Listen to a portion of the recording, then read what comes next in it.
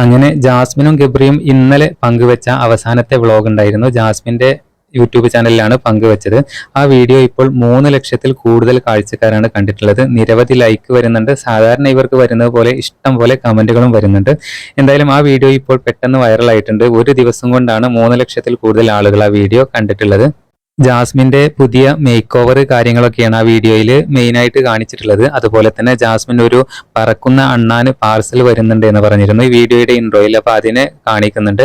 എന്തായാലും ആ അണ്ണാന് അവരിട്ടിരിക്കുന്ന പേര് കുഞ്ഞു എന്നാണൊക്കെ പറയുന്നത്. പേരിട്ടിട്ടില്ല. ഗബ്രി അതിനെ വിളിക്കുന്നത് കുഞ്ഞു എന്നാണ് ഒക്കെ അതിൽ പറയുന്നുണ്ട്.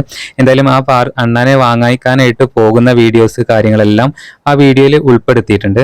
എന്തായാലും 3 ദിവസങ്ങൾക്ക് മുമ്പ് ഗബ്രിയുടെ ചാനലിലും ഇവർ വീഡിയോ പങ്കുവച്ചിരുന്നു.